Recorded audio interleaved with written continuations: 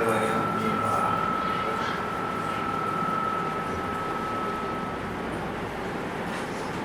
श्री कृष्ण छोटी बालक थी पर उनका प्रभाव बहुत बड़ा था, असाधारण था, असामान्य था। उनका स्वभाव मृदु सुंदर था, रूप सौंदर्य अप्रतिम था। ब्रजवासियों का मन श्री कृष्ण के त्रिविध माधुर्य ने अपहरित कर दिया था। त्रिविध माधुर्य, रूप की मधुरता, रूप का सुंदर वेणु माधुर्य, वंशी के स्वर में मधुर निनाद छेड़ना, लीला माधुर्य, इस प्रकार की गतिविधि करना, ऐसी लीलाएं करना जिनसे लोग आकृष्ट हो जाए। गोपिकाओं की श्री कृष्ण के प्रति त्रिविध माधुर्य से और पूर्व संस्कारों के कारण बहुत तन्मयता हो गई। तीनों प्रकार की मधुरता का गोपियों पर प्रभाव था। पूर्व संस्कार सुदृढ़ थे। अब श्री कृष्ण में गोपिकाएं तन्मय रहने लगी, उनका मन उन्हीं लगा रहने लगा। काम काज करते समय, स्नान भोजन करते समय, घर के छोटे मोटे काम करते समय, किसी भी समय गोपिकाओं का मन श्री कृष्ण का चिंतन करता रहता है। मन की आंखों से श्री कृष्ण के रूप का अवलोकन करती रहती थी। शरद ऋतु आई, अक्टूबर नवंबर का महीना, तो बड़ी शीतल वायु दिन में चलती, न अधिक ठंडी होगी न अधिक गर्म होगी। लोगों का दिन भर का ताप उससे शांत होता था, पर गोपिकाओं के हृदय की जलन और अधिक बढ़ जाती। कृष्णाकांक्षा, उनके मन में श्री कृष्ण मिलन की इच्छा सदा तीव्र उत्कट बनी रहती थी। जितना मौसम अच्छा हो, जितना ऋतु सुंदर हो, जितना वायु का प्रवाह शीतल हो, गोपिकाओं का मन उतना ही अधिक श्री कृष्ण के संग सुख के लिए लालायित रहता था।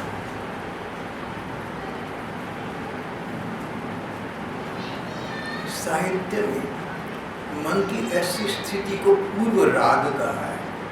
पूर्व राग, राग शब्द का यहाँ अर्थ मिला पूर्व, पहले। अभी श्री कृष्ण से मिलन तो नहीं हुआ, उनसे घनिष्ठता तो नहीं हुई, अंतरंग संबंध तो कुछ नहीं बना।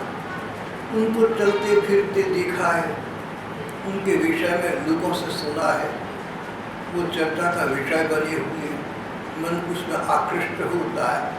श्री कृष्ण की गुण चर्चा श्रवण कर, श्री कृष्ण के स्वभाव के गुण देखकर श्री कृष्ण के प्रति गोपिकाओं का मन आसक्त हो गया, अनुरक्त हो गया। मन चाहने लगा कि ये कृष्ण हमें मिल जाए, ये हमें स्वीकार कर दे, इनके लीला में, इनके जीवन में हमारा विशेष स्थान हो जाए। गोपिकाओं के मन में श्री कृष्ण के प्रति सेवा की कामना अधिक डाल गई।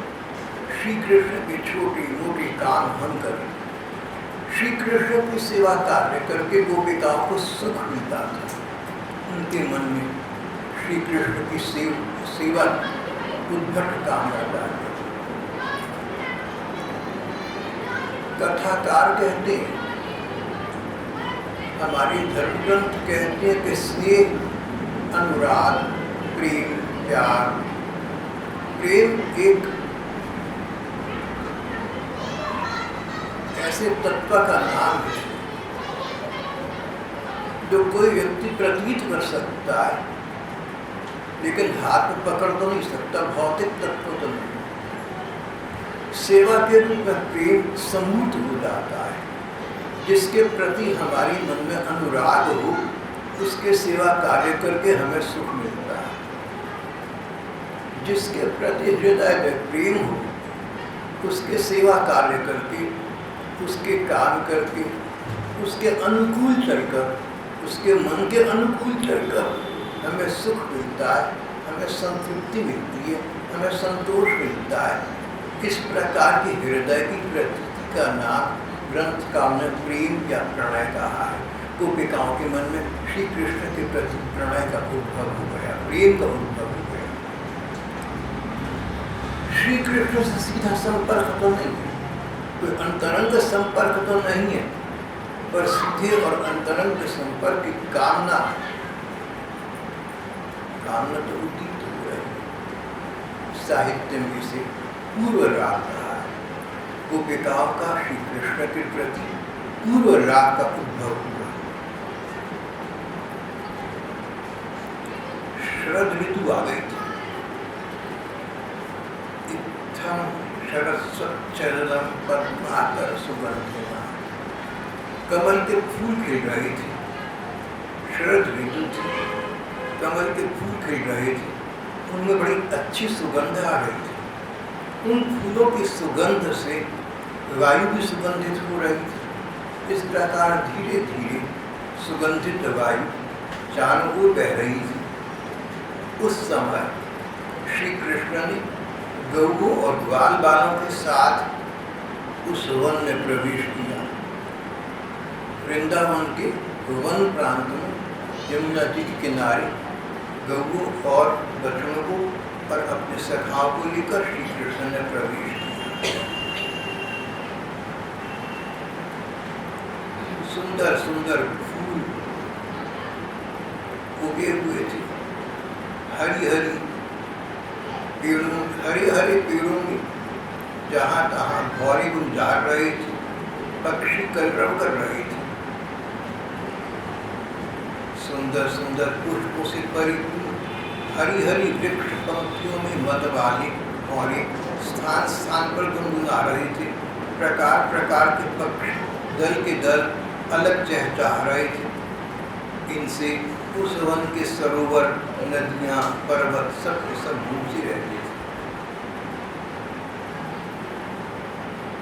इस समय श्री कृष्ण ने उस वन में प्रवेश किया और गौओं को चराते हुए अपनी वंशी पर मधुर तान छेड़ी। मधुर तान छेड़ी। श्री कृष्ण ने वंशी में स्वर भरकर स्वर में नाद किया, मधुर तान छेड़ी। कई कथाकार, कई साहित्यकार कहते हैं मधुर तान। श्री कृष्ण स्वयं माधुर्य की मूर्ति थी, उनका सब कुछ मधुर था। और जब मधुर श्री कृष्ण प्रयत्नपूर्वक मधुरता का संपादन कर, तब तो मधुरता कई गुना अधिक बढ़ गई। श्री कृष्ण ने वंशी के स्वर में स्वर भरकर मधुर तान छेड़ी। मधुर तान हल्की भाषा में, सस्ती भाषा में मधुर शब्द का अर्थ यहाँ रोमांटिक निकाल सकते हैं, लेकिन ये शब्द हल्का हो जाएगा। ये तो भगवान की चर्चा चल रही है, भक्ति की चर्चा चल रही है, संसार की चर्चा तो चल रही है। मन मधुर भाव श्री कृष्ण में गोपिकाओं के प्रति उत्पन्न हो चुका था, जैसे श्री कृष्ण के प्रति गोपिकाओं का था। गोपिकाओं के मन में श्री कृष्ण के प्रति मधुर भाव था, मधुर भाव था, कामता भाव था। श्री कृष्ण सर्वस्व है, हम उनकी प्रेयसी है, हम उनकी सखी हैं, हम इसलिए कहा है। जैसा भाव भक्त का वैसा भाव भगवान का बन जाता है, भगवान बना लेते।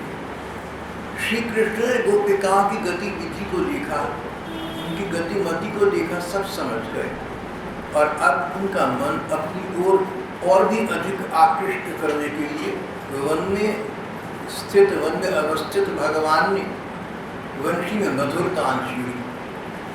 मधुर तान इस प्रकार की वंशी में तान छिड़ी जिससे गोपिकाओं का मन और भी अधिक श्री कृष्ण में लग गया। मानो उस वंशी के स्वर में कोई निमंत्रण हो, कोई आमंत्रण हो, मानो श्री कृष्ण का आह्वान हो, गोपिकाओं तुम सब कुछ छोड़कर यहाँ आ जाओ मेरे पास, संसार परिवार में क्या करोगी, इसमें क्या रखा है। श्री कृष्ण ने वंशी के स्वरों में भरकर मधुर तान छेड़ी। तद्व्रजस्त्रिय आश्रित्य वेणुगीतं स्मरोदय, वेणुगीतं स्मरोदय। गोपिकाओं ने वह वेणुगीत वंशी पर निदानित श्री कृष्ण का गीत सुना।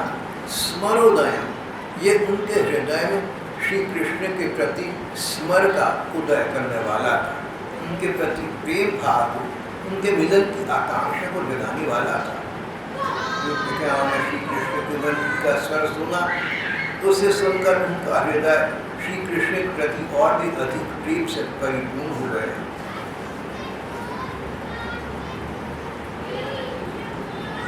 तद्व्रजस्त्रिय आश्रित्य वेणुगीतं स्मरोदय, स्मर उदित करने वाला, उनके हृदय में मिलन की इच्छा को उद्दीप्त करने वाला।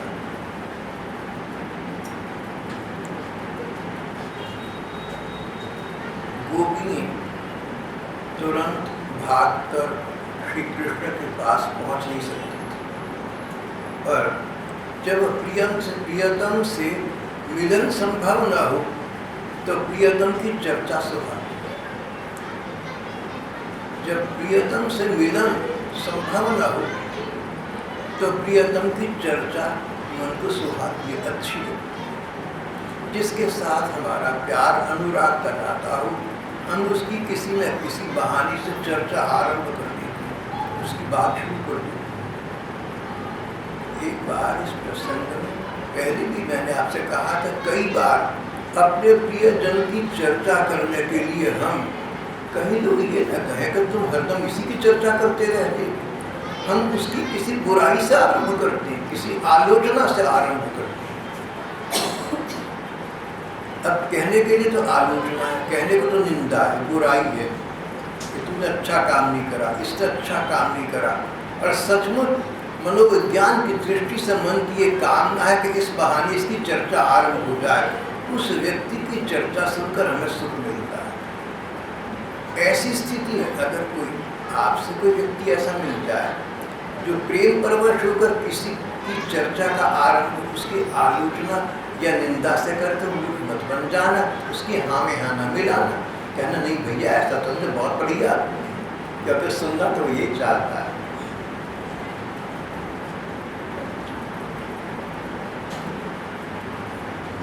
कभी पूर्व काल में एक चलचित्र देखा था मैंने, नायक नायिका का अगाध अनुराग था, दोनों छोटी उम्र के थे, भावुकता के पाश में आबद्ध थे। किसी कारणवश नायिका कहीं बाहर गई जहाँ उसकी मृत्यु हो गई। नायक उसके वियोग को सहन न कर सका और कभी आसपास के गांव में चला जाता, कभी नदी के किनारे टहलता रहता, कभी जंगलों में निकल जाता। अब उसको एकांत सुहाता था। एक बार गांव में घूम रहा था, गांव के कुछ बुजुर्ग लोग 4-5 जने मिलकर कोई बातचीत कर रही थी। उस चर्चा में, उस बातचीत में उस नायिका का नाम आया। पगला बहरा नायक कुछ सुनाई न दे, संसार से उपराम हो गया था। अपनी प्रियतमा का नाम सुनकर जाग उठा और उन बुजुर्गों के पास जाकर खड़ा हो गया। उन्होंने कहा भैया कैसे आया, क्या काम है? कहने लगा आप लोगों ने उस कन्या का नाम लिया, मैंने सोचा आप उसकी चर्चा कर रहे हैं, मैं भी जाकर सुनूं, उसकी चर्चा सुनना चाहता हूँ, आप कर रहे हैं सुनूं। मुझे ये दृश्य बड़ा करुण लगा था। अब वो तो रही नहीं, सामने नहीं है, तो उसकी चर्चा श्रवण करने में भी आनंद मिलता है। गोपिकाओं के सामने श्री कृष्ण नहीं थे, पर मन में श्री कृष्ण के प्रति अगाध अनुराग था। परस्पर गोपिकाएं मिलकर बैठी और एक दूसरे से श्री कृष्ण की चर्चा आरंभ कर दी।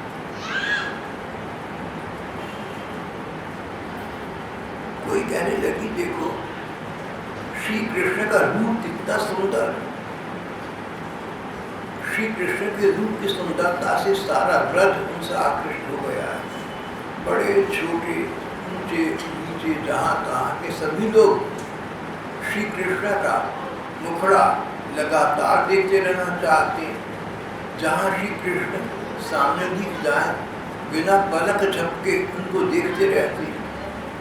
सचमुच ऐसा था, श्री कृष्ण के रूप का ऐसा जादू तो था, पर यहाँ न भी होता तो जहाँ प्रेम है वहाँ ऐसा लगता है। गोपिकाओं को यही लगता था कि इनका रूप इतना सुंदर है कि देखो और देखते चले जाओ। अक्षणवताम फलमिदम्, आँखों का फल तो यही है कि श्री कृष्ण को देखते रहे, नहीं तो आंखें मिलते हैं। गोपिकाओं का इस प्रकार का विश्वास था। किसी ने उनके गुणों की चर्चा की। देखो श्री कृष्ण इतने उदार हृदय हैं, भौरे गुण जाते हैं ना, भौरे तो जैसे गुण जाते हैं पशु पक्षी हैं। श्री कृष्ण भौरों के गुंजार के साथ अपनी वंशी की तान संवेद कर देती हैं। जैसे भौरे गुंजारते हैं उन्हीं के ट्यून में श्री कृष्ण वंशी बजाने लगती हैं। श्री कृष्ण सबका आदर बहुत करते हैं। भौरे इनको देखकर गुंजारते हैं तो भौरे तो बेचारे नासमझ हैं, जैसे उनका गुंजारा होगा कैसे होगा, पर समर्थ श्री कृष्ण उनके गुंजार के हिसाब से उनके गुंजारने की ट्यून में अपनी वंशी के स्वर भरने लगते हैं, उनके गुणों की चर्चा करने लगे। श्री कृष्ण दूर कहीं से वंशी बजा रही तो उसकी ध्वनि आ रही थी। वंशी के प्रति गोपिका का ध्यान विशेष आकृष्ट हो रहा था। सब मिलकर वंशी के प्रभाव का वर्णन करने लगे। वंशी श्रवण करते हैं उन्हें श्री कृष्ण की याद हो गई, उनकी चेष्टाओं की याद हो आई। प्रेम पूर्ण दृष्टि, भावों के इशारे और मधुर मुस्कान और मधुर मुस्कान आदि का स्मरण हो आया। श्री कृष्ण से मिलने की उनकी इच्छा, उनकी आकांक्षा और भी बढ़ गई। उनका मन हाथ से निकल गया। वे मन ही मन वहाँ पहुँच गए जहाँ श्री कृष्ण थी। भगवान कैसे बोले? अब वे श्री कृष्ण का सौंदर्य वर्णन करने में भी असमर्थ हो गए। मन की आंखों से देख रही है कि श्री कृष्ण वृंदावन में, मन की आंखों से ध्यान में। भावना से गोपिकाएं अपने अपने घरों में बैठी हुई या परस्पर सखियां चर्चा करती हुई मन की आंखों से देख रही हैं कि यमुना नदी का बड़ा सुंदर प्रवाह है। यमुना जी में लहरें आ जा रही हैं और उसके पास के किनारे उसके तट पर श्री कृष्ण और बाल खड़े हुए हैं, परस्पर विनोद भी कर रहे हैं। वहीं खड़े श्री कृष्ण कदाचित वृक्ष के नीचे वंशी के स्वर में स्वर कर रहे हैं। वंशी का स्वर ऐसा आकर्षक है कि चारों ओर फैल रहा है, दूर दूर तक उसकी ध्वनि गूंज रही है। गोपिकाएं इस ध्वनि को सुन रही हैं। उनका मन श्री कृष्ण में और भी अधिक अधिक आकृष्ट होता जा रहा है। अब मन ही मन गोपिकाएं मन की आंखों से देखने लगी कि वृंदावन में यमुना जी है। यमुना जी किनारे श्री कृष्ण बालों के साथ खड़ी हैं। एक और बछड़े गाय चल रहे हैं। श्री कृष्ण वंशी के स्वर में स्वर भर रहे हैं। श्री कृष्ण गोपिकाएं मन की आंखों से देखने लगी। श्री कृष्ण बालों से घिरे हुए हैं। वृंदावन में यमुना जी के किनारे प्रवेश कर रहे हैं। सिर पर मोर पंख है, कानों पर कनेर के पीले पीले फूल गुथे हुए, शरीर पर सुनहला पीतांबर है, गले में 5 प्रकार के सुगंध फूलों की बनी वैजयंती माला है। कनक कपिशम वैजयंती जमाला। और इस प्रकार के अद्भुत सौंदर्य के स्वामी श्री कृष्ण रंध्रान वेणु रधर सुखया। रंध्रान वेणु, वेणु के रंध्रों में अधर सुखया, अपने वेणु वंशी के छिद्रों को रंध्रों को अपने हुकों पर लगाकर मानो उसको अमृत दान करता है। रंध्रान वेणु रधर सुखया। वंशी के रंध्रों को अपनी अधर सुधा से परिपूरित कर रहे हैं, वंशी में स्वर मिलाकर गीत गा रहे हैं। रंध्रान वेणु रधर सुधया पूरयन् गोप वृंदय वृंदारण्यम सपद रमणम प्राविशत्। इस प्रकार के मनोहर चितवन के स्वामी श्री कृष्ण वृंदावन के इस वन प्रांत में यमुना जी के तट पर प्रवेश कर रहे हैं। गोपवृंदय गीत कीर्ति, उनके सखा ग्वाल बाल स्वयं उन पर मुक्त हैं। केवल गोपिकाएं श्री कृष्ण पर मुक्त हो इतना नहीं, जो गोप बालक है वो भी उतने ही मुक्त हैं। और ये मुग्ध गोप बालक श्री कृष्ण के सखा है, श्री कृष्ण इनके परम सखा है। इस दल में खड़े हुए श्री कृष्ण को चारों ओर से घेरे हुए श्री कृष्ण के बाल बाल सखा श्री कृष्ण का गुणों का वर्णन परस्पर कर रही है। गोपिकाएं अपने अपने घरों में या अपने दल में एकत्रित होकर श्री कृष्ण के गुणों का वर्णन कर रही हैं, और गोप सखा तो बिल्कुल पास हैं, लेकिन पास रहकर भी श्री कृष्ण की प्रशंसा, श्री कृष्ण की सराहना उनका विषय बनी हुई है।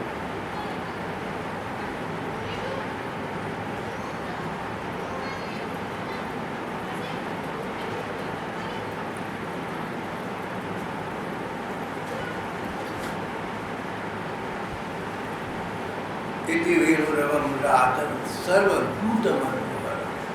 श्री कृष्ण के वंशी का ये स्वर भूत के सभी जीवों के मन को चुरा लेने वाला है।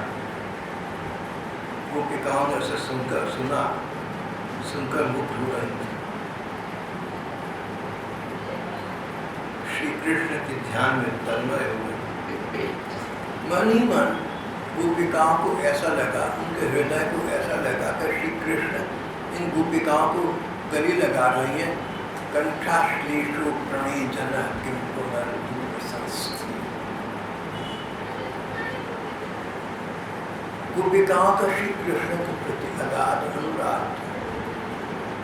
गोपिकाओं को लगता था कि श्री कृष्ण को भी हमसे उतना ही अनुराग है, पर परस्पर इस विषय में चर्चा कभी नहीं। ये पूर्व राग का क्रम चल रहा है। श्रीमद् भागवत के दशम स्कंध में इसको वेणु गीत का नाम दिया गया, वेणु गीत।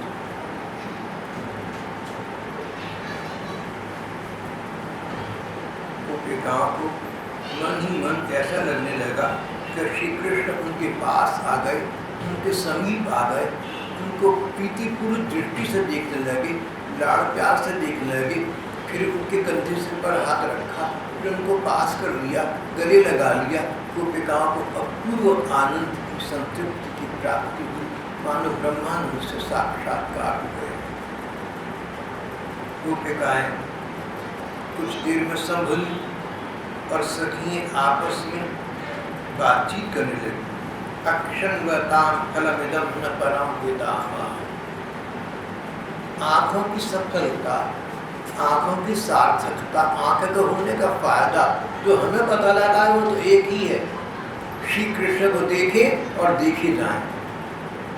और ऐसे समय में देखें जब श्री कृष्ण प्रीतिपूरी दृष्टि से हमें देख रहे हैं।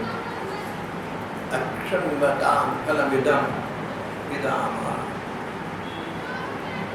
सखियों, हमने तो आँख वालों के जीवन और उनकी आँखों की बस इतनी सफलता समझी है, और तो हमें कुछ मालूम ही नहीं।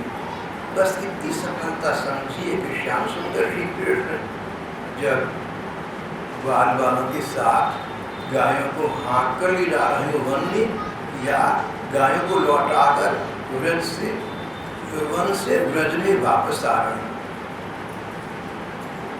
श्री कृष्ण गायों और बाल बालों के साथ सुबह वृंदावन से वन में जा रहे हैं, बस्ती से जंगल में जा रहे हैं गायों को चराने के लिए, या वापस आ रहे हैं। उस समय उन्होंने अपने अधरों पर मुरली झलक की, उनके होठों पर मुरली हो और प्रेम भरी तिरछी चितवन से हमारी ओर देख रहे हैं। गोपिकाएं तो श्री कृष्ण की प्रतीक्षा में जहाँ तहाँ खड़ी रहती ही थी। गोपिकाओं को जिस समय का अनुमान होता कि श्री कृष्ण बछड़ों को गायों को लेकर गोप सखाओं से घिरे हुए इस मार्ग से यमुना किनारे के वन में जाएंगे, उस समय गोपिकाएं जहाँ तक हो सकता कोई खिड़कियों से झाँक, कोई वातायन रंध्रों से देखती, कोई बाहर गली में आकर खड़ी हो जाती। वापसी पर भी ऐसा ही दृश्य होता। गोपिकाएं कहती हैं संसार का सबसे बड़ा सुख तो जो आँखों को लेकर है, अगर आँखों में दृष्टि शक्ति है, आँखों में शक्ति है देखने की, दिखाने की, तो हमें तो आँखों की सार्थकता एक ही बात में पता है, अगर ये पता लगती है श्री कृष्ण गोचरण के लिए जा रहे हो या आ रहे हो, हम तो उनकी ओर देखती रहती है पर वे भी हमारी ओर देख रहे हैं, तिरछे चितवन से हमारी ओर देख रहे हैं। उनकी दृष्टि में हमारे प्रति प्रेम का भाव होता है, अपने नयनों से अपनी दृष्टि से वे हमारे प्रति प्रणय के प्रेम के मुख्य संदेश प्रदान करते हैं। श्री कृष्ण की दृष्टि में प्रणय के संदेश सम्मिलित हैं। उनका देखना बता रहा है कि उनको हमसे बहुत अनुराग है। इस प्रकार हम श्री कृष्ण को देखें, श्री कृष्ण हमें देखें तो हमारी आंखें सार्थक हो गई, नहीं तो शेष समय तो ये आंखें व्यर्थ रहेंगी, फिर तो ये मोर की आंखें तो खिलौना बन गई।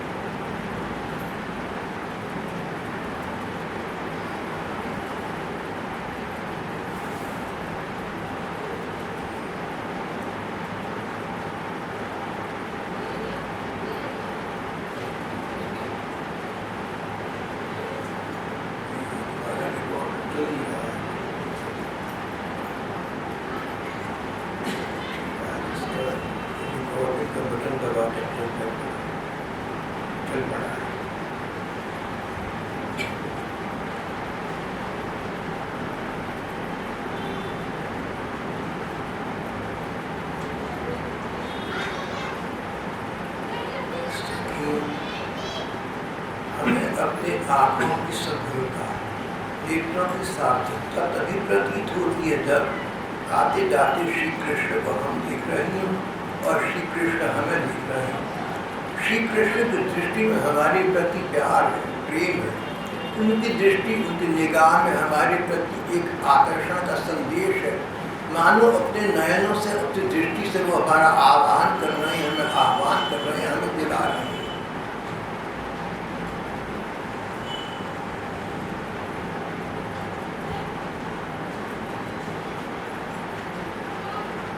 उस समय श्री कृष्ण की मुखमाधुरी का हम पान करते हैं।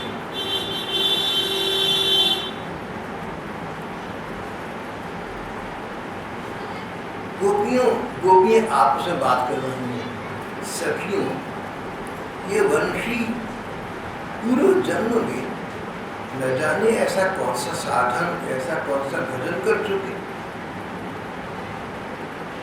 जो श्री कृष्ण की अधर सोना का इस प्रकार पान कर रहे हैं। इस वंशी ने अनेक पिछले जन्मों में न जाने क्या पुण्य कर्म किए, उनके क्या साधन साधना की होगी जो आज श्री कृष्ण के होठों से लगी। हम श्री कृष्ण का स्पर्श चाहते हैं, हमें तो मिलता नहीं। और ये जड़ वंशी जब देखो श्री कृष्ण के अधरों पर, जब देखो श्री कृष्ण के होठों पर लगी रहे, इसको उनका संस्पर्श प्राप्त है।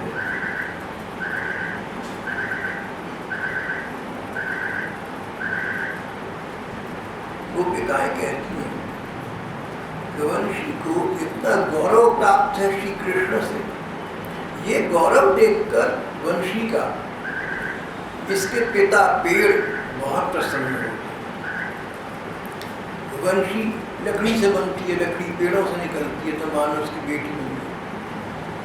जिस प्रकार बड़े बुजुर्ग देखें कि घर के बच्चे बहुत आगे बढ़कर उन्नति कर रहे हैं, उनको अच्छा है। जिस प्रकार बच्चों का उन्नति करना उनके बड़े बुजुर्गों को ये गौरव का विषय है, उसी प्रकार वृक्षों के लिए गौरव का विषय बन गया है कि उनकी लकड़ी से बनी हुई ये वेणु, ये वंशी श्री कृष्ण के अधर पल्लवों पर, श्री कृष्ण के होठों पर रखी हुई।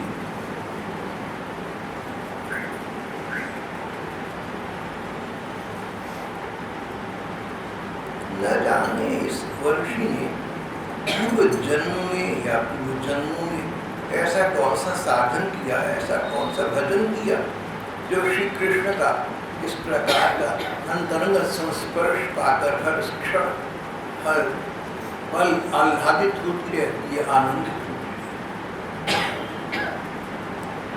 इस विषय में बड़े बड़े संत महात्माओं ने अपनी अपनी अभिव्यक्ति प्रकट की। संतवाणी में सूरदास जी आदि के पद हैं।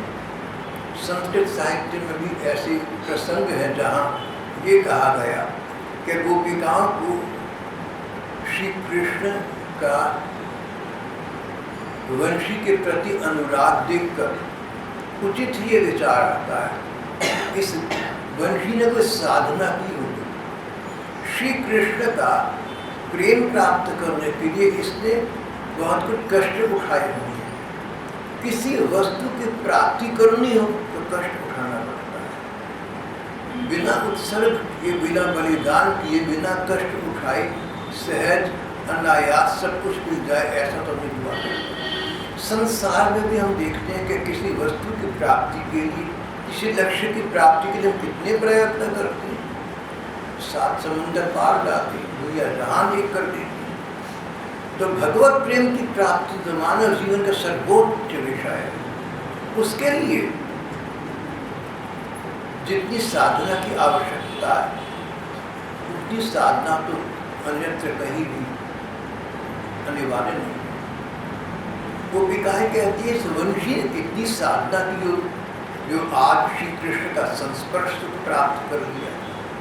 व्याख्याकार कहते देखो, वंशी अंदर से खोखली है, इसके अंदर कुछ नहीं है, न तो विकार जिसे संसार में कहते हैं काम, क्रोध, मद, लोभ, मोह, मात्सर्य, दर्प, इस प्रकार की वृत्तियां जो मानव मन में प्रायः रहती हैं,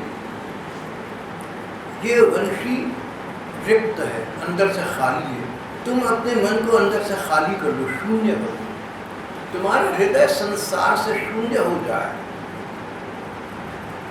जिसका मन इधर उधर की बातें सोचता है, दुनिया की बातें सोचता है, अच्छा बुरा सोचता है, जो किसी की भलाई बुराई सोचता है, ईर्ष्या द्वेष के विचार मन में रखता है, उसका हृदय तो रद्दी की टोकरी, उसका हृदय तो वेस्ट पेपर बास्केट, रद्दी का टोकरी। अपने मन को मनमोहन का मंदिर बना लो, या अपने मन को रद्दी टोकरी और रद्दी कागजों का डब्बा बना लो। एक स्थान पर दो वस्तु नहीं रह सकती, एक म्यान में दो तलवारें नहीं रह सकती। जिस मन में इधर उधर के सांसारिक विचार आ जा रहे हैं, उस मन में श्री कृष्ण का आना संभव है। श्री कृष्ण तभी आते हैं जब उनको पूर्ण स्थान प्राप्त हो जाए। इस वंशी ने अपने को रिक्त रखा हुआ है। इसके जो रंध्र हैं, इसके सुराख हैं, इसके रंध्रों पर श्री कृष्ण स्वर बजाती हैं। श्री कृष्ण जो चाहे राग अलापें, इसका अपना कोई राग नहीं। वंशी ने अपने आप स्वयं कुछ नहीं कहना, जो कहना है श्री कृष्ण ने कहना है। ये तो वही कहेगी जो श्री कृष्ण चाहेंगे। हम भगवान की इच्छा में संतुष्ट और प्रसन्न रहना सीखें। हम उनके हाथ बिक जाए, हम उनके नाम लिखे जाए, हम उनके हो जाए।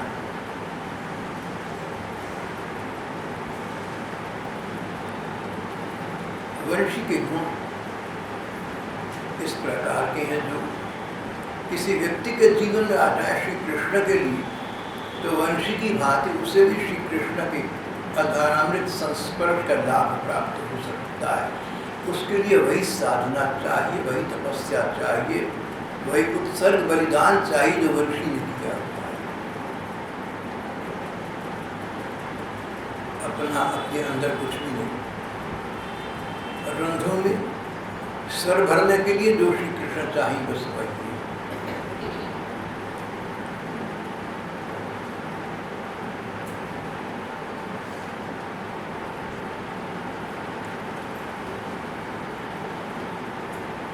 गोपिकाएं परस्पर चर्चा करते हुए कहती हैं कि संसार में और संसार से परे जितने लोग हैं, देवलोक हैं, ब्रह्मलोक इत्यादि हैं, सबसे उत्तम वैकुंठ माना गया है।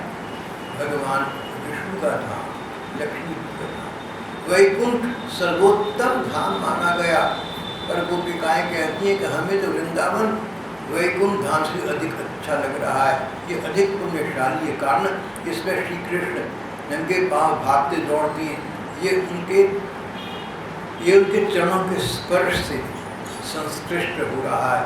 ये सौभाग्य वृंदावन के अतिरिक्त किसी स्थान को प्राप्त नहीं है, वैकुंठ को प्राप्त नहीं है।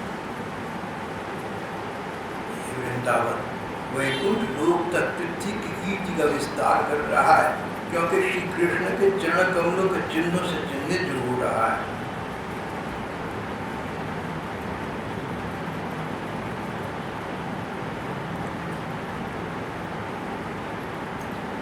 श्री कृष्ण गोपिकाओं के मन में पहले समाये हुए थे। जब दूर चले गए, यमुना के किनारे चले गए, गोपिकाएं घरों में रह गई, दूरी से प्रेम और बढ़ता है। अगर प्रेम है तो बढ़ता है, अगर नहीं है तो समाप्त हो जाता है। अंग्रेजी की कहावत है, love is like the moon. प्रेम चंद्रमा की भांति है। Love is like the moon, it must wane और वैक्स, या कम होता जाएगा या बढ़ता जाएगा। जैसे चंद्रमा की कलाएं है ना, या तो पूर्णिमा तक बढ़ती जाएगी या अमावस्या तक समाप्त हो जाएगी। गोपिकाओं के मन में श्री कृष्ण का स्थान तो पहले से ही था, जन्म जन्मांतर से था, शैशव से था, अबोध बचपन से था। अब श्री कृष्ण की प्रशंसा सुनकर, उनके गुण देखकर, उनका सौंदर्य देखकर उनमें और भी मुग्ध हो गए। फिर देखा कि श्री कृष्ण के मन में भी इनके प्रति अनुराग है, तो मिलन की इच्छा और अधिक उद्दीप्त हो गई। अब उनके लिए सारा जगत कृष्णमय हो गया। प्रेमी को हर व्यक्ति में, हर स्थान में अपने प्रियतम का आधान दृष्टिगोचर होता है।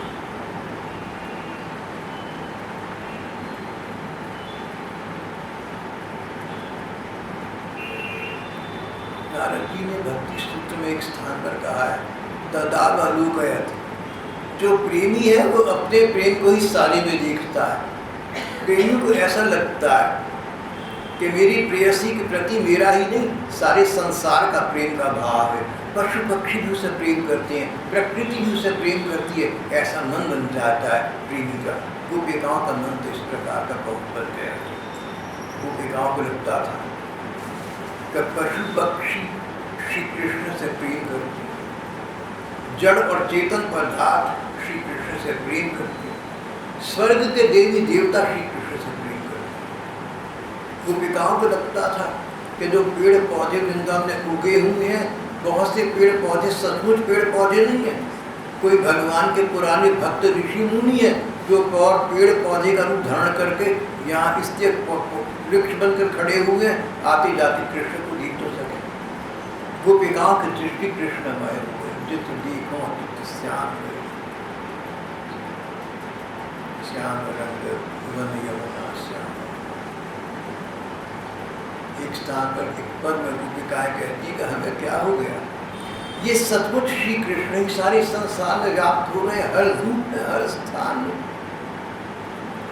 या नयन पुतरिया बदल गई है, या हमारी आंखों के डेली बदल गए, इनको को रोग लग गया है कि जहाँ देखो कृष्ण। इसीलिए साहित्यकारों ने प्रेम को रोग तो कहा ही।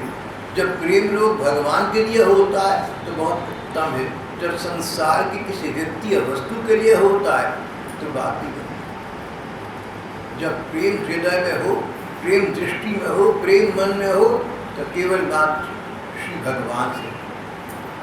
और प्रेमी महात्मा तो यहाँ तक कहते हैं कि भगवान से नहीं, श्री कृष्ण से, क्योंकि श्री कृष्ण प्रेम देव है, श्री कृष्ण प्रेम का अवतार है, प्रेम की साकार सजीव मूर्ति है। तो प्रेम करना हो तो श्री कृष्ण से। अब श्री कृष्ण दृष्टिगोचर आंखों के सामने नजर नहीं आते, तो जो श्री कृष्ण के प्रेमी जन है, अगर कोई हो तो उनके प्रति प्रेम का भाव होना चाहिए। शेष संसार फिर संसार से क्या ही न जीतना है। एक स्थान पर एक पद में एक संत कवि ने कहा कि जो श्री कृष्ण के पास से होकर आई हैं, वो अभी अभी श्री कृष्ण को देखकर आई हैं, उनकी आंखों में श्री कृष्ण बसे हुए, उनको देखकर ऐसा लगता मानो श्री कृष्ण ही को देख लिया, वही मिल गए। तुम देखे जन माधव देखे, जिन नयनन तुम माधव देखे, जिन आंखों से तुमने भगवान श्री कृष्ण को देखा है, जिन नयनन तुम माधव देखे, तुम देखे जन माधव देखे, ऐसा तुम्हें देखकर ऐसा लगता है कि हमने श्री कृष्ण को ही देख लिया।